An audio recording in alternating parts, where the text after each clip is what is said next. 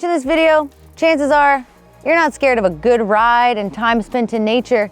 But for some, the idea of a nighttime adventure changes everything. It can be daunting or intimidating. However, with the right equipment and knowledge, sometimes spending time in the outdoors is even better at night. The daylight hours are undoubtedly getting shorter.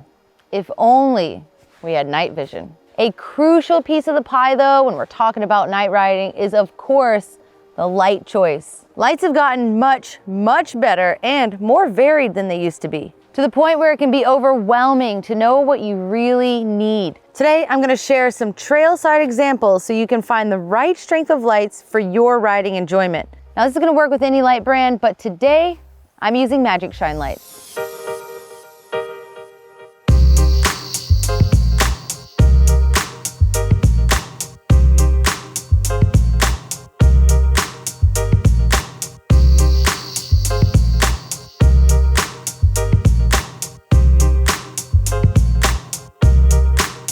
Now, before we get into this many lumens or that, I want to quickly touch on mounting options. Generally speaking, the handlebar mounted light acts as a floodlight, illuminating the trail in front of you. However, being attached to the bars means the light is committed to pointing whichever way the front end lines up, which sometimes doesn't offer quite enough visibility on winding single track and when moving at faster speeds. And that is where the helmet mounted light really shines. Being connected to the head, it can pivot around as we trail scan, and particularly when the ground drops away in front of you. Think rolls and even as we look through corners. Now, do you need both the helmet and handlebar mounted light to get hooked on night riding? Not necessarily, but these are reasons why having both makes sense. Also, a great option when someone rides a little too long and loses power in one light. Guys, anybody out there? Now, it's common to run the stronger light on the bars as the floodlight. These could have a heavier battery that can be strapped to the bike's frame. I tend to run the light with less available lumens on my helmet because they're usually, for lack of a better word, lighter. Thus, less helmet instability and discomfort. You can run a powerful light that has a separate battery connected with a cable, which you can simply pop into a hip bag or a backpack. Shortly, I'll show you some on-trail examples of what different lumen options look like.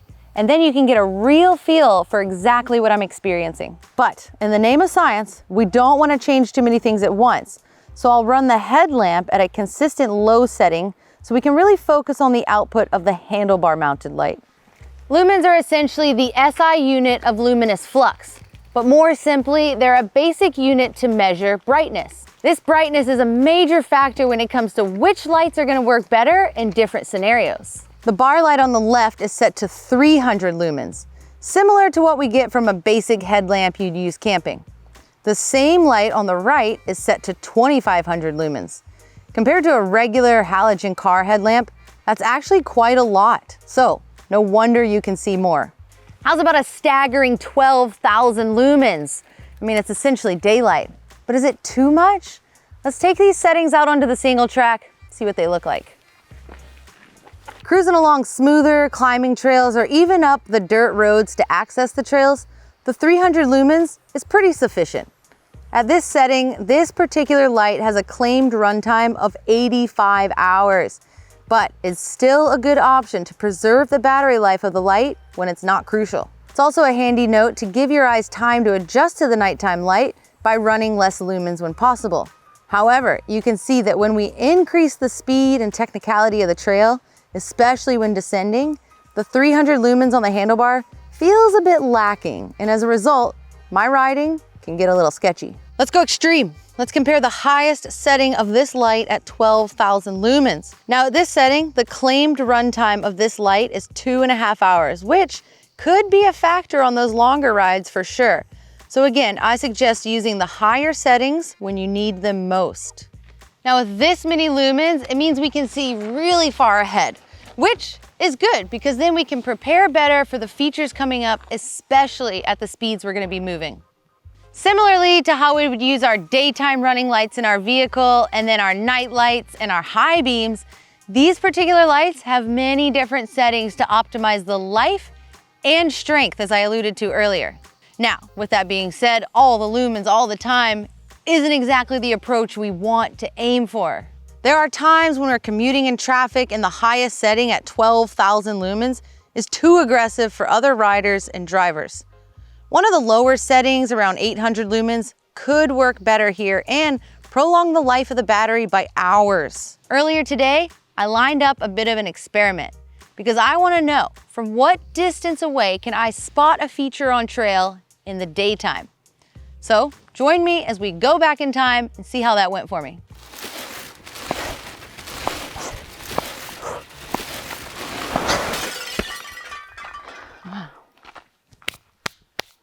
Now, in order to be riding safely and in control, ideally we'll be able to see the feature and be able to stop around the same spot each go, day or night.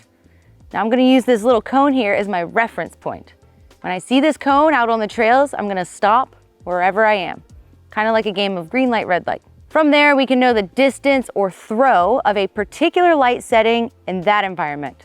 And then you can be left to make the educated decision of how strong the lights you're gonna need.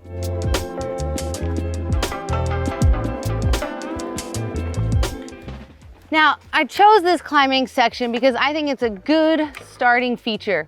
In the daylight, no big deal. As soon as I round this right-hand corner, I can pick my head up, spot my target right away. That's feature one done there. Not super surprised that I could see the marker from a good ways out. Ended up being 103 feet, which is further than I originally thought. But later on, when it's dark in these bushes, it's gonna add a whole other level of excitement. So I'm excited to see what the rock rolls provide for us also, and some corners. Climbing's fun and all, but what about the downs? Now I've stopped here at this rock roll as feature number 2 today because it is a prime example of a technical trail feature. Alrighty, from the top of the blind rock roll here in the daytime, it was 41 feet before I could see the reference cone at the bottom, which was also my safe run out. This is only the second feature, so I imagine in the nighttime, it's gonna be a little bit spookier. Okay, I'm at the final trail feature that we've chosen to experiment on, and this is a pretty common crux move out on a night ride. We've got a fast section of trail behind me, and then it comes into this screaming blind right-hand corner. Now, I really set myself up for a doozy here at feature 3 because it is a proper blind corner. I came in pretty hot in this straight section. By the time I could see the cone on the right-hand corner, it was 32 feet away before I could safely stop. This is probably gonna change a bit in the nighttime because there's gonna be a lot more darkness to contend with. Okay, the nighttime is encroaching on us here pretty quickly. We've got our 3 benchmark distances that we set on the features today, and we're gonna take the night lights out here shortly, as soon as it gets dark enough, and compare some different settings.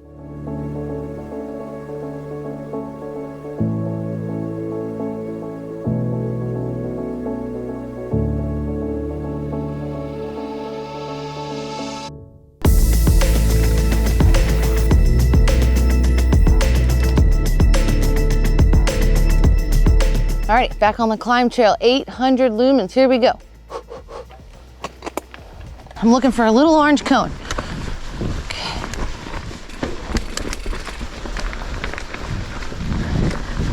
Interesting. All right, there she is.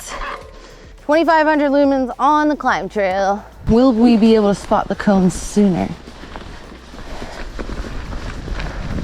Boom, cone. All right, we have literally beamed it up to 12,000 lumens here on the handlebar light. Let's do this climb and see what the difference is.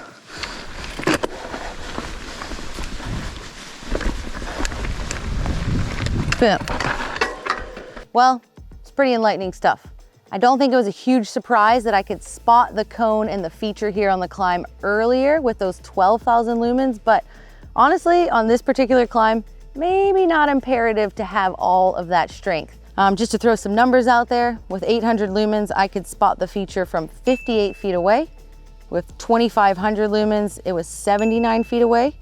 And with 12,000 lumens, I could spot the orange cone from 84 feet away, which wasn't too far off of that daytime number. All right, I've successfully made it through the second feature of the night, and this one was a little intimidating earlier in the day because it's a blind rock roll into the pure darkness.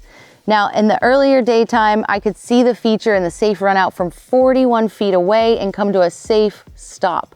Once we put on 800 lumens onto the handlebar mount, that number dropped quite a bit actually, down to 32 feet. Now, once we ramped up to 2,500 and then 12,000 lumens, somewhat surprisingly, I could see the run out and the orange cone from the same distance, which was 36 feet. Now, either which way you choose to go, 2,500, 12,000 lumens, on a feature like this, the further you can see out, the safer you're gonna be.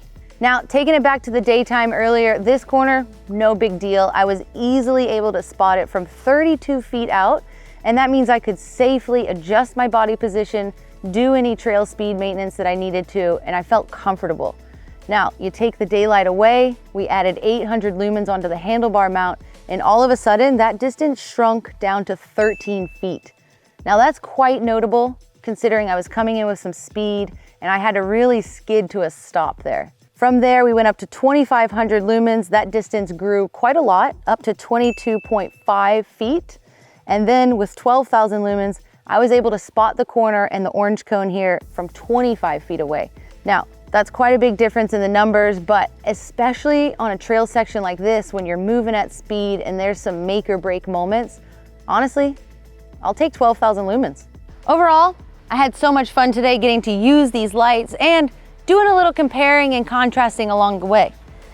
We got to see what different settings and different lumen outputs looked like. I hope my examples will help you when considering what light options will be best for your night riding endeavors.